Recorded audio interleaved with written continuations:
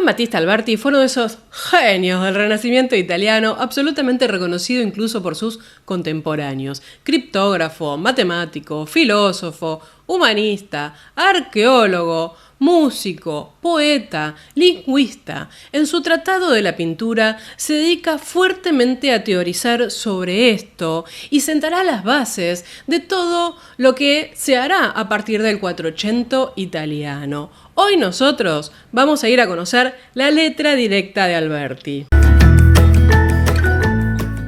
Les doy la bienvenida una vez más a este especial de martes del año, que, como siempre lo digo, vamos a repetirnos una vez más, usamos estos especiales para tratar de profundizar en aquellos aspectos, en aquellos puntos que luego nos permitirán entender mucho mejor lo que hablamos todos los viernes. Y ya mismo les cuento por qué elegí este tema para tratar hoy. Yo no sé si a ustedes les pasa, pero a mí me gusta ir a las fuentes directas. A las fuentes primarias, ¿no? Como dicen los historiadores. Es decir, a mí no me alcanza mucho con esta idea del refrito de Juan cita a Pepe, Pepe cita a José y José cita a Pirulo que dijo que Alberti habló del cuadro ventana. Cuando encuentro ese tipo de referencias, más allá de tener confianza en los estudios que leo, me gusta siempre ir a ver qué era lo que escribió directamente la persona. Vasari dijo tal cosa, pues bien, quiero ir a ver qué palabras usó Vasari. Alberti dijo esto,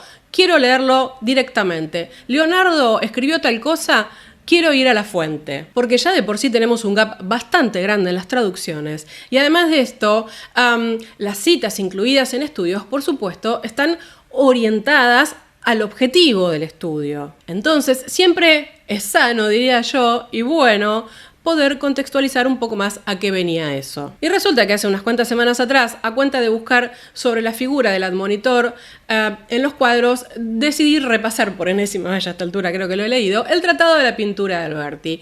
Y se me ocurrió que podía tratar de compartir con ustedes cuáles son los aspectos que trata Alberti y por qué se lo cita tanto. Que hice entonces un desmembramiento del Tratado de la Pintura de Alberti y lo separé en distintos puntos y temas que él trata sobre la pintura, sobre el arte de pintar, de modo que podamos ir a la referencia directa. Para poder meternos en esto, tenemos que también entender el contexto en el que Alberti escribe esto.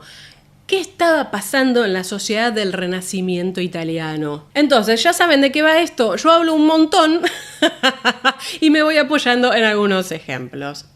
Por sobre todas las cosas, tenemos que pensar a la sociedad del Renacimiento italiano, no tanto o no solamente en base a este redescubrir la antigüedad, ya sea en sus monumentos, ya sea en esta cosa arqueológica, ¿no? Incipiente de ir recuperando estatuas y cosas que había por ahí enterradas, sino que tenemos que lograr ver que ya no solo hay un interés por el contenido, por el significado de la obra de arte, sino que se desplaza el interés también hacia los aspectos formales de la obra. Es decir, ya no alcanza solo con el contenido, sino que nos importa cómo se representa. Hay un nuevo público, si se quiere, no público en el sentido moderno del siglo XIX en adelante, ¿no? Hay un nuevo observador, hay un nuevo espectador que observa el arte y ya no solo lo piensa desde un punto de vista moral, religioso, desde un punto de vista de la vida, sino que lo juzga en tanto obra de arte, en sus aspectos compositivos. Uno podría decir que el arte del medioevo aspiraba a elevar el espíritu del hombre y que el del Renacimiento busca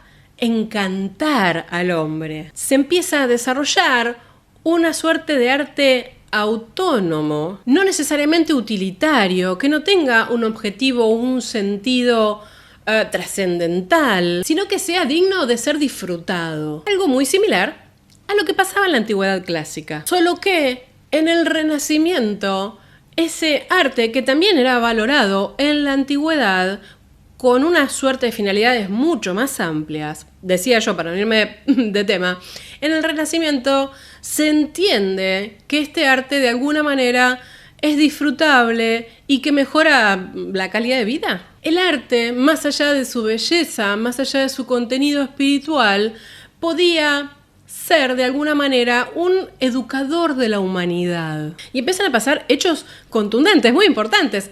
Hauser es el que cuenta que durante el Renacimiento un fiel ahí al borde de la muerte se niega a besar un crucifijo porque era feo. Digo, algo impensado antes. En este mismo proceso, por supuesto, los artistas empiezan a despegarse un poco, ¿no?, de los límites impuestos por la escolástica, por la religión. Acentúan su carácter intelectual, acentúan su mirada científica de la naturaleza. Y podemos decir que, sobre todo en el Quattrocento italiano, la mirada científica es la que prima en el arte. Por supuesto, científica según los parámetros de ese momento. Algunos lo llamarán fantasía científica, ¿no? Es así que nos encontramos en este 1400 y tanto italiano con una serie de prestigiosos científicos que también son artistas. Es decir, son eruditos, son investigadores que realmente empiezan a trabajar en las bases de la construcción de la imagen. En este contexto científico, estético, teórico, encontramos a León Battista Alberti. Y es desde este lugar a donde vamos a entrar a la obra de Alberti, en concreto al Tratado de la Pintura. Alberti escribió muchísimo y sobre muy variados temas. Es más, muchos de ustedes lo deben conocer en su faceta de arquitecto, ¿no?, que es prácticamente como lo estudiamos todos. Pero ojo, porque antes que arquitecto, o si se quiere, Alberti fue un arquitecto teórico, casi en un sentido moderno, ¿no?, del que analizaba, preparaba los planos y mandaba a otro para que lo hiciera. No era un maestro cantero, eso quiero decir, como uno podría entender la lógica de Brunelleschi. Pero no me voy a meter con la arquitectura y de hecho sería maravilloso que algún día hablemos de la obra arquitectónica de Alberti en el canal. Vamos un poco a él con algunas pequeñas líneas someras para poder entender en qué momento él escribe el Tratado de la Pintura. ¿Y por qué? Alberti nace en 1402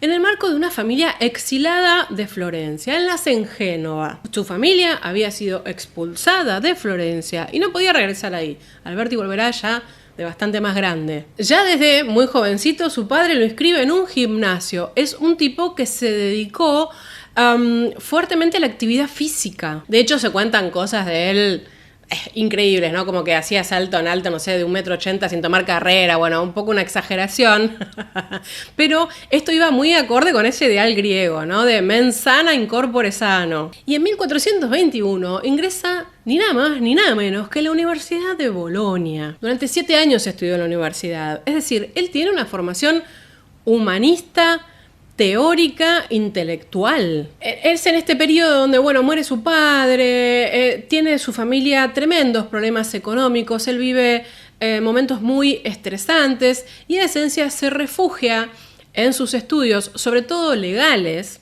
y empieza a escribir. De todo esto, él sacará un interés muy fuerte por buscar reglas, ¿no?, por encontrarle reglas a las cosas, reglas científicas que permitan un buen hacer. Hacia 1428 se levanta la prohibición contra la familia Alberti de ir a Florencia. Bueno, ¿qué creen? Él va. Y si uno puede pensar que hasta ese momento el contacto de Alberti con el arte había sido como un poco distante, quizás algo de la influencia francesa y no mucho más, bueno, cuando llega a Florencia, ¿qué pasa?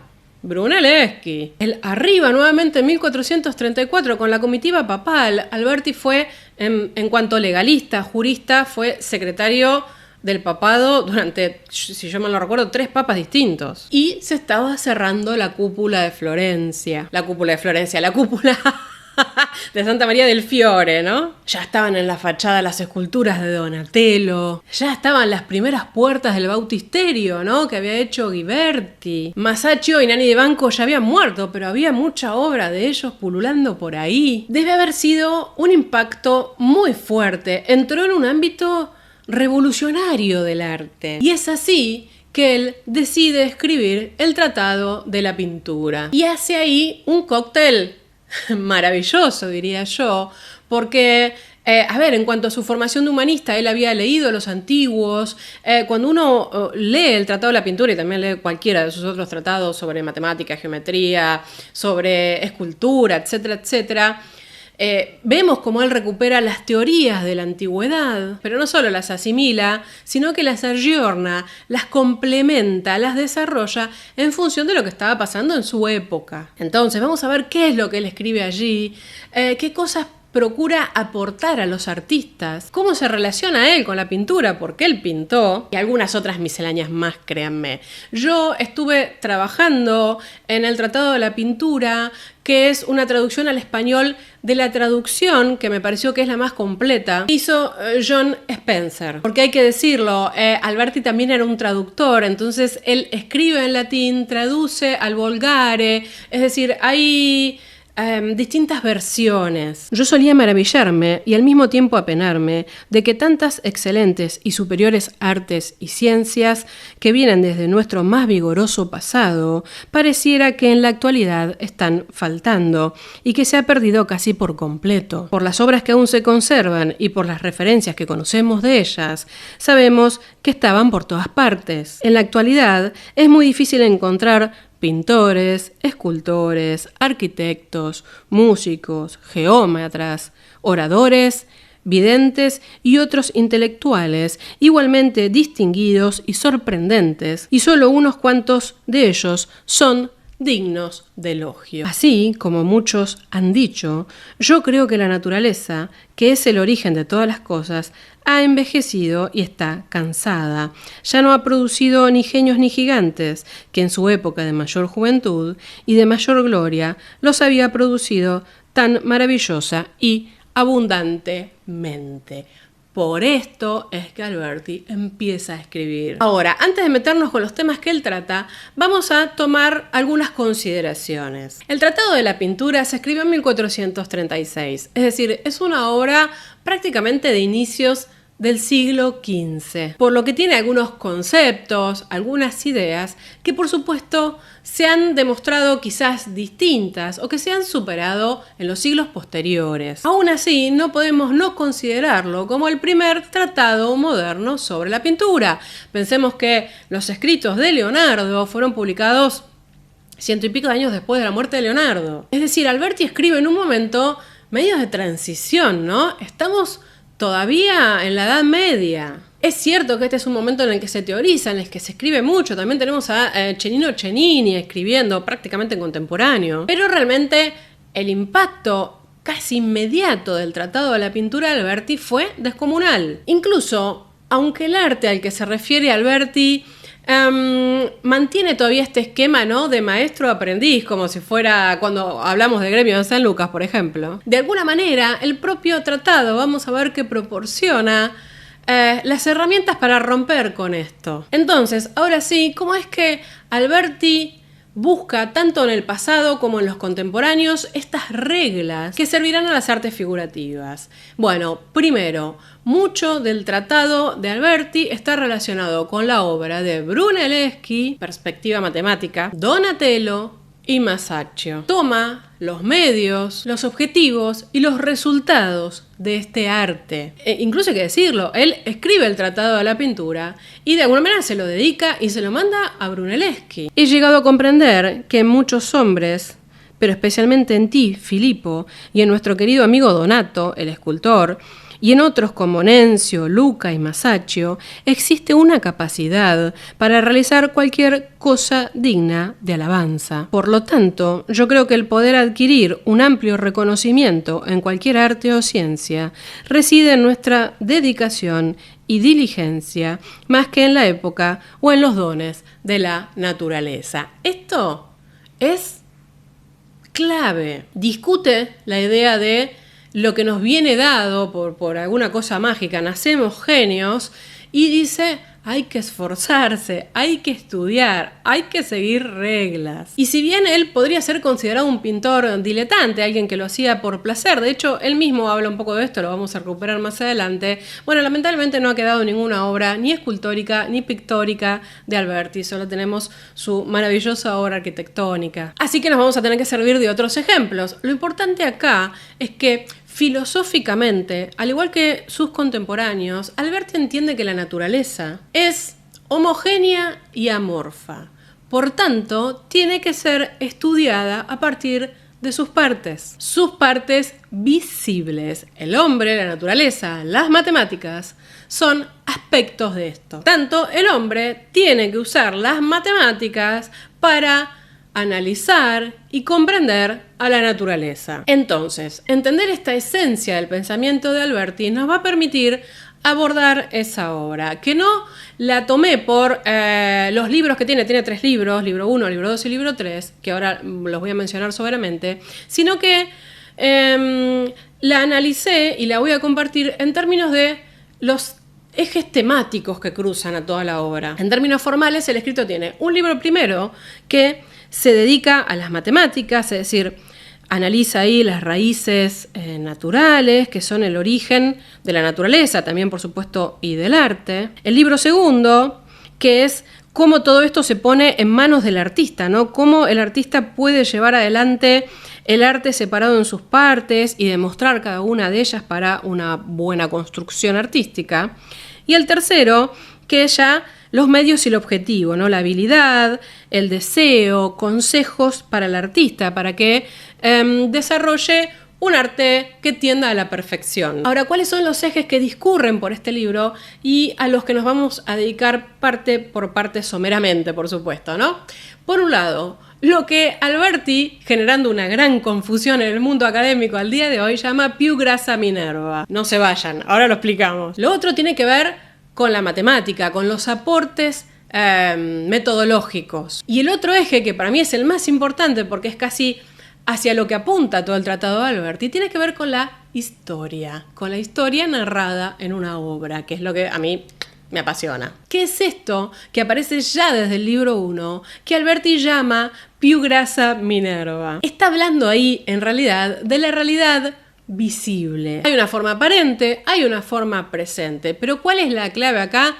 La visión. En cuanto a la expresión più grassa Minerva, yo me quedo con la idea, después de leer 20.000 estudios sobre esto, porque se matan realmente, que es algo así como a grosso modo, o hablando de, o a grandes rasgos. Es decir, serían como las ideas más básicas que nos hablan de la realidad visible. ¿Y por qué le importa la realidad visible? Porque Alberti dice, ok, los matemáticos examinan las cosas, las miden, las teorizan, pero no se preocupan por los materiales. Y en el arte, en las artes figurativas, el material importa. Dado que queremos que el objeto pueda ser visto, debemos emplear un juicio más sensato. Esto es clave, porque de esta manera, él de alguna manera une forma y materia. Por lo tanto, esto implica que la materia tiene que localizarse en una espacialidad y que para que sea visible, tiene que tener contacto con la luz. Esto es como la base del tratado de la pintura y por más que suene muy obvio, no se había teorizado.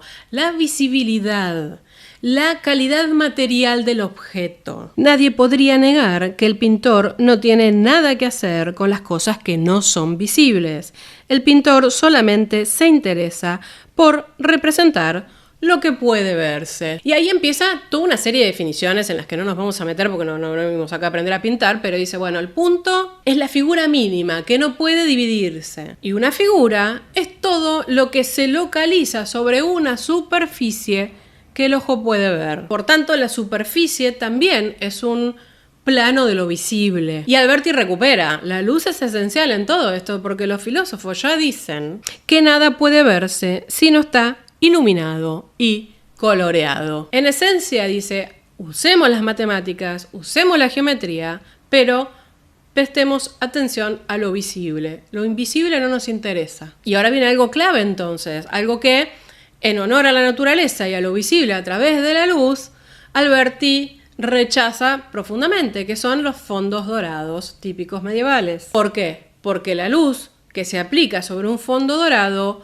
no construye nada, no da figura a nada. Aún así, él también, como buen hombre del Renacimiento, no se queda solo con los materiales, ¿no? Y dice, ok, los materiales son importantes, pero la mano del artista también. Si las figuras están hechas por las manos de Fidias o de Praxíteles y son de plomo, que es el peor de los metales, tendrían un valor mayor que si estuvieran hechos en plata, es decir, no da igual la mano de cualquiera. Cuando se acerca un poco al libro 2, y ahí ya nos vamos metiendo en lo que él le propone al artista, bueno, Un poco Alberti hace eso, deja el arte en manos del artista y trata o procura enseñarle a representar la luz, las sombras, en una tela. Cuando el color correspondiente al objeto se aplica sobre la tela, parecerá que se ve iluminado con colores más oscuros en las sombras, que gradualmente se aclaran conforme se acercan a las zonas iluminadas. Ahora, ¿qué pasa? Esto sucede en el espacio. Hay que buscar esa tercera dimensión. Y entonces, perspectiva matemática. En la teoría de Alberti, las matemáticas son un medio, no son un fin. Y la gran contribución de Alberti acá es haber pasado a un esquema claro, razonado, lo que ya había hecho Brunelleschi. Pero Brunelleschi lo había hecho directamente, por decirlo de una manera un poco grosera. Lo que él hace es tomar toda esa información racional y sensorial, en realidad, con la que había trabajado Brunelleschi, y le atribuye componentes matemáticos. Por tanto, construye la perspectiva dándole medios al artista para que pueda crear, para que pueda ficcionar este espacio aparente en la pintura. ¿Cómo hace Alberti esto? Bueno, un poco parte de lo mismo que Brunelleschi, ¿no? La visión del ojo. Alberti dice, los rayos visibles van del ojo al objeto. Por lo tanto, toman la forma de una pirámide. Para no hacer esto muy largo, el ojo del artista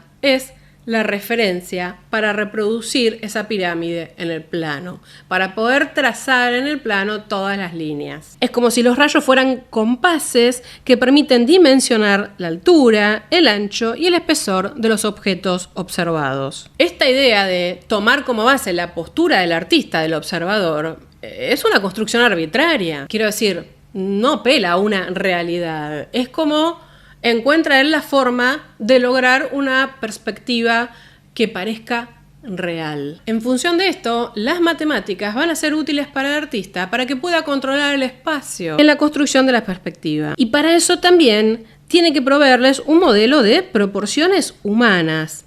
Y ahí es donde aparece esta medida del braccio, ¿no? Que es 1/3 de la altura del hombre. El braccio termina siendo como el módulo, la unidad de medida. ¿Qué pasa? Él entiende, incluso a partir de discutir un poco con Vitruvio, que se necesita una medida humana para tener una correlación adecuada de los objetos. Que esto es algo que él trabaja mucho más fuerte en De Statua, ¿no? Que es otra obra de él. Y de hecho, en función de que todo lo que esté trazado en el plano tenga que ser proporcional, lo voy a citar. Por lo tanto, todos los triángulos trazados o construidos de esta manera serán proporcionales entre sí. Para entender mejor esto, emplearemos un ejemplo. Un hombre pequeño es proporcional a uno de mayor estatura si las proporciones entre el palmo y el pie, y entre el pie y las otras partes del cuerpo, son las mismas que en Evander o en Hércules, o a quienes Aulus Gellius consideraba que eran los hombres más grandes. No existía ninguna diferencia en las proporciones de los cuerpos de Hércules y el de Antacus, el gigante, pues en ambos se conservaban las mismas relaciones y disposición de la mano hasta el antebrazo, de este hasta la cabeza y así a todos los miembros del cuerpo. Por lo tanto, dice, en lo que afirmo aquí que trato de hacer que se comprenda que no importa que tan bien estén representados los cuerpos en el cuadro, parecerán más grandes o más pequeños por comparación con cualquiera otra figura humana representada en él. Es decir, no solo un cuerpo tiene que estar proporcionado, sino que tiene que estar en relación con lo otro. Y esto lo voy a citar porque me gusta, porque él cuenta qué es lo que hace. Aquí solamente relataré lo que yo hago cuando me pongo a pintar. Antes que nada, trataré acerca del lugar donde voy a dibujar. Primero, inscribo un rectángulo de ángulos rectos, tan grandes como lo desee, el cual se considera que es una ventana abierta a través de la cual veo lo que quiero pintar. Aquí decido cómo me gusta que sea el tamaño de los hombres en mi pintura. Divido la altura de este hombre en 3 partes. Para mí estas partes son proporcionales a aquellas medidas que se conocen como un braccio, pues al dimensionar al hombre promedio se ve que es de cerca de 3 braccia. Entonces, esta es la famosa cita de el cuadro de ventana de Alberti, ¿no? Que decimos todos todo el tiempo, y es que, bueno, él dice que esa superficie pictórica sobre la que va a trabajar, sobre la que va a dibujar, tiene que representar lo que él vería a través de una ventana, el espacio, ¿no? Y dice él, el mejor artista solo puede ser aquel que ha aprendido a comprender cómo delinear el plano y todas sus propiedades. Por el contrario, aquel que no se ha apresurado a entender lo que hemos expuesto hasta este momento, nunca será un buen artista. Por lo tanto, estas intersecciones y planos son cosas necesarias. Entonces, lo que él dice es, lo que ha aprendido el pintor con su intelecto hay que traducirlo, ¿no?, en el ejercicio. Lo cual se resume de alguna manera todo lo que habla, sobre todo en el libro 1 y parte del 2, en cómo circunscribir el espacio, cómo es la recepción de la luz, la interacción de la luz con los objetos para trabajar en las proporciones. Por lo tanto, vamos hacia una composición. Por lo tanto, la pintura comprende la circunscripción, o sea, la delimitación de los objetos, la composición y la recepción de la luz. Ahora, esta delimitación, este contorno de los objetos, este uso de la matemática, no llega a ningún lado si no se tiene en cuenta la historia. Yo digo que la composición es aquella regla de la pintura por medio de la cual las partes encajan, corresponden entre sí en la obra pintada.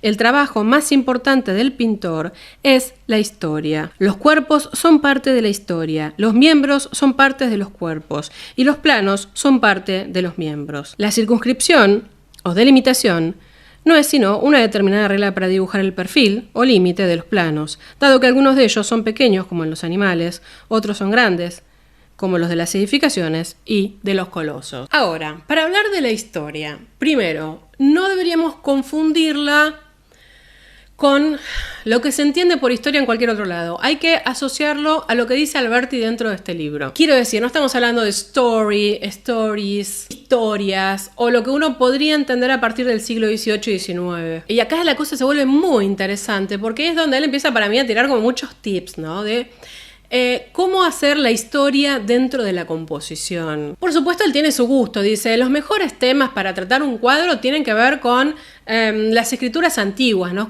Sobre todo con los escritos literarios de la antigüedad. Y dice, las figuras deberán estar en un orden tal que su emoción se proyectará hacia el espectador. En la pintura deberá haber variedad y riqueza, aunque el pintor debe practicar la automoderación para evitar los excesos. Quiero decir, tampoco es que dice pinten todo como si fuera un horror vacui, ¿no? Y en función de esto hay que usar la perspectiva para dar una unidad visual, temporal y espacial. Es decir, un mismo tiempo, un mismo espacio. Debe ser capaz, por supuesto, de pintar con luces y sombras para lograr los volúmenes y debe entender el empleo efectivo del color y de los gestos. Y acá viene lo obvio. Para poder controlar todas estas variables, el pintor tiene que ser una persona formada, lo cual quedará demostrado porque su arte lo va a recompensar con placer, buena voluntad y fama. Por eso dice él en cuanto a la composición y a que las cosas tienen que encajar entre sí, esto es la composición, que el pintor que destaca no es el que hace un coloso, es el que hace una buena historia. La historia le da mayor reconocimiento al pensamiento que cualquier pintura colosal. De esta manera, integrándose los cuerpos, se le otorga a la obra una gracia que él llama belleza. Es decir, la belleza se logra a través de la adecuada integración de los cuerpos en el plano. Por lo tanto, en la composición de planos debiera buscarse con tenacidad la gracia y la belleza de las cosas. Me parece que no hay forma más cierta y más apropiada para alguien que desee perseguir esto que tomarlas de la naturaleza, teniendo en cuenta de qué manera esta, que es la maravillosa artífice de las cosas, ha compuesto los planos en los cuerpos hermosos. Entonces, ¿qué dice Alberti? ¿Qué te garantiza Alberti? Que si uno tiene en cuenta todo esto, el observador va a quedar cautivado y va a alcanzar niveles superiores. Es decir, la historia es la esencia de este nuevo arte humanista, en la que la composición soporta una mirada que eleva a la persona. Y cuando él dice que los mejores temas son los antiguos, también pone el acento en cómo se los representa. Se habrá de estructurar alrededor de temas antiguos, con gestos o actitudes humanos, para retratar o proyectar las emociones de los actores. Él entiende, ¿no?, que es como una actuación congelada esto que se está pintando. Por las dudas, para que no nos confundamos, voy a aclarar algo. El hecho de que él hable todo el tiempo de buscar temas antiguos, esto era algo absolutamente novedoso.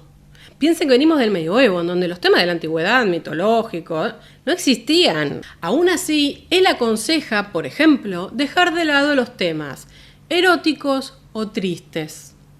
Busca más bien las temáticas varoniles que hablen como de una firmeza estoica. Y ahí sugiere, ¿no?, la muerte de Meleagro, la calumnia de Apeles, temas además durante el Renacimiento. Pero el hecho de que se esquiven temas tristes, por ejemplo, no quita lo que ya leímos, ¿no?, que haya que buscar gestos, expresiones de emoción. Y ahí es cuando él recupera al gran Giotto, ¿no? Y poniéndolo de ejemplo alienta, ¿no?, a que el artista estudie los gestos y las emociones que va a retratar para darle esa integración, para darle ese nexo con el espectador. Sucede en la naturaleza que solo ella es capaz de ciertas cosas, como ella misma. Derramamos lágrimas cuando lloramos, reímos con la risa y nos afligimos con las penas. Lo que está pidiendo Alberti acá era algo absolutamente novedoso, y es que instala el concepto de que las emociones humanas se pueden expresar a través del cuerpo. Por tanto, podemos entender a la historia como una pintura humanista afectiva, y esto abre todo un camino a la historia del arte. Ahora, las figuras dentro del cuadro tienen que manifestarse con dignidad et verecundia. Y ahora, justamente a cuenta de por qué me metí de nuevo en este libro y la figura del admonitor. En una historia me gusta observar a alguien que nos advierte y destaca lo que allí está sucediendo, o señala con su mano para ver, o amenaza con cara enojada y con ojos fulminantes para que nadie se acerque, o muestra algún peligro o algo maravilloso allá, o nos mueve a reír o a llorar junto con ellos. Y así como esta figura del admonitor nos introduce en el cuadro, también dice, bueno, cada actor tiene que cumplir su rol y esto tiene que estar bien logrado. El pintor de Mon representó soldados en un ambiente tal que se podría decir que uno estaba sudando en tanto que otro bajaba los brazos y se le veía claramente que estaba jadeando. A Ulises se le ha pintado de tal manera que se puede reconocer que su locura solo era fingida y no real. En Roma se elogia una historia en la que Meleagro, un muerto, pesa demasiado a aquellos que lo llevan cargando, etcétera, etcétera. Esta cosa de la imagen que un poco nos transmite, nos transporta de alguna forma a sentir lo que está pasando allí. Los miembros del muerto deben parecer muertos hasta las mismas uñas. En las personas vivas, todos los miembros deben parecer como vivos hasta en la parte más pequeña, es decir, tenés que pintar bien hasta los pelos. Y el color adecuado. También sería deseable que los miembros correspondieran al color de cada quien, puesto que sería inadecuado para aquel que teniendo una cara blanca, sonrosada y agradable, tuviera el torso y los miembros feos y sucios. Por lo tanto, en la composición de los miembros debemos respetar lo que ya se ha dicho en relación al tamaño, la función, la clase y el color. Así, todo tendrá su dignidad. En esencia, la fama del pintor y de su arte se halla en lo siguiente: la composición de los cuerpos. Algunas cosas que se dijeron respecto a la composición de los miembros también se aplican aquí. Los cuerpos deben armonizar entre sí en la historia, tanto en dimensiones como en función. Es decir, hay que proporcionarlos adecuadamente, pero también su función actoral, si se quiere, tiene que corresponderse. Y va más, ¿cuántas personas deberían estar en una historia? La abundancia y la variedad agradan en la pintura. Yo digo que la historia es más abundante en lo que en sus sitios se mezclan viejos, jóvenes, doncellas, mujeres, juventud, muchachos, gallinas, perritos, pájaros, caballos, borregos, construcciones, paisajes y todas otras cosas como estas. Es decir, abundancia de representación. Con frecuencia, la abundancia del pintor produce mucho placer cuando el observador se detiene a mirar todas estas cosas que están allí. Sin embargo, yo prefiero que esta abundancia se embellezca con una cierta variedad, aunque moderada y grave, con dignidad y verdad. No caos, no tumulto, todo en su justa medida. Y en un momento dice, bueno, hasta 9 o 10 hombres, con distintas actitudes, ¿no? Algunos sentados, otros arrodillados, otros tendidos. Si se me permite en la pintura, debería haber algún desnudo y otras partes desnudas y otras con ropas, pero siempre que se haga uso de la vergüenza y la modestia. Y dice, justamente por ser medidos y por hacer las cosas bien, tampoco deberíamos repetir gestos o caras. Es decir, dos personajes haciendo un mismo gesto o repetir la cara de uno atrás, etc. Por lo tanto, por supuesto, si alguien saluda, se mueve o está acostado o sentado, tiene que tener correlación con la historia. Y de repente se vuelve así como muy fan de entre la peluquería y la naturaleza. Yo me deleito al ver ciertos movimientos del pelo, los bucles de cabello, las ramas de los árboles, hojas de plantas y ropajes. La importancia, ¿no?, del movimiento, la textura, pero sobre todo las cosas cómo se integran con los cuerpos. Los pliegues se comportan de la misma manera, emergiendo como las ramas desde el tronco de un árbol. Por supuesto, da otros consejos extras, el uso del espejo para poder copiar a la naturaleza. Y también habla de la representación de los cuerpos, casi en un sentido griego, ¿no? Tomar las mejores partes para componer un cuerpo adecuado. Con todo esto que mencionamos hasta acá, podemos hacer como un pequeño resumen, ¿no? Decimos, bueno,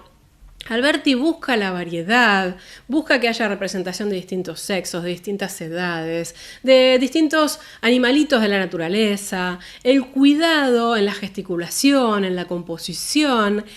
Él te pone todas las normas, no es estricto en ese sentido. El artista con eso tiene que lograr una buena historia. Y algunas cosas interesantes también que emanan un poco de la lectura de este tratado, y es, él tampoco creía que el arte fuera para una élite.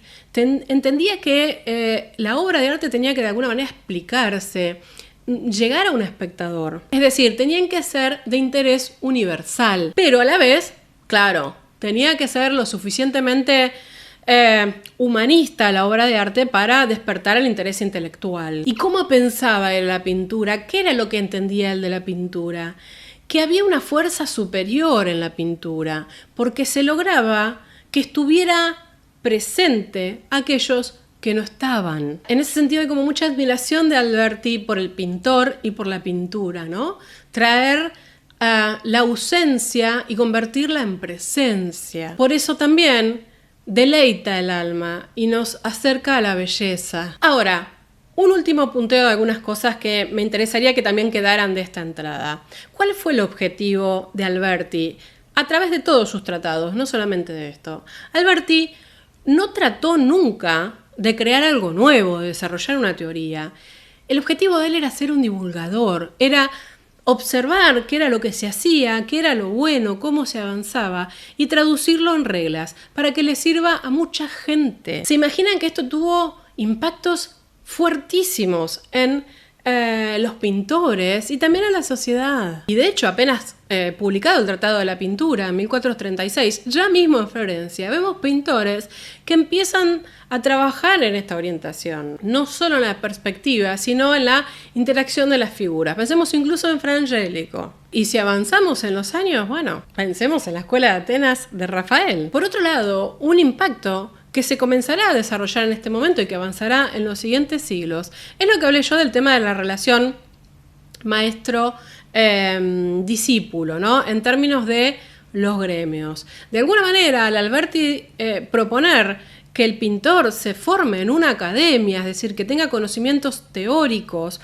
por sobre todas las cosas, bueno, está abriendo paso a las academias a futuro, ¿no? Incluso ese arte observador de la naturaleza que nace en el siglo XV, termina siendo en el siglo XIX esa suerte de medio para conocer el mundo también. Eso que quizás en el 480, en términos científicos, haciendo uso de la matemática, de la geometría, de todo lo que nos contó Alberti, podía tener algo de ficción, podía tener algo quizás alejado un poco de lo que entendemos científicamente hoy o de lo que se entiende a partir del siglo XVIII y XIX. Bueno, el siglo XIX, ¿no?, se termina profundizando. Y de hecho, traigo una cita. Solo un periodo tan completamente científico como fueron los siglos que median entre el Renacimiento y los finales del siglo XIX podía considerar esta visión espacial tan completamente racionalizada como la copia adecuada de la efectiva impresión óptica.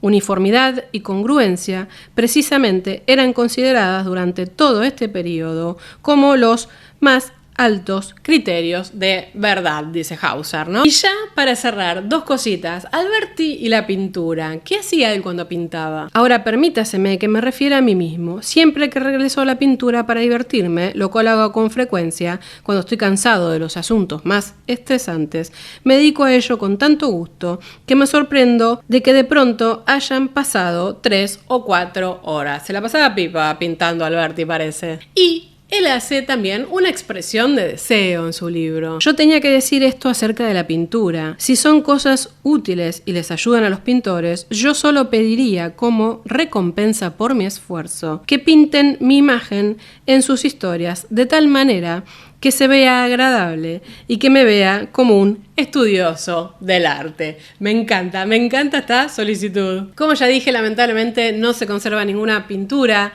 de Alberti. Sí tenemos, por ejemplo, su logo, ¿no? Este ojo observador, este ojo crítico, esto que identifica de alguna manera su mirada aguda sobre el mundo. Hasta aquí entonces este especial de martes. Por supuesto, cuando uno habla un poco más de teoría, los temas se hacen un poquito más espesos. Espero que haya tenido su cierta dinámica y si llegaron hasta aquí se los agradezco enormemente. Pero no hay nada como saber que uno al menos lo leyó, lo escuchó de fuente directa. Nos encontraremos entonces en un nuevo especial de martes próximamente. Todos los viernes tenemos video, así que no olviden de suscribirse y por supuesto los invito a regalarme un like si les pareció una entrada interesante. Por supuesto esto podría hacerse con otras fuentes. Yo aún así, cada vez que los viernes tratamos un tema, trato de poner las citas, aunque podríamos hacer algún especial de martes en donde hablemos de quizás de libros o literatura recomendada. Háganme saber en los comentarios qué les parece. Adiós.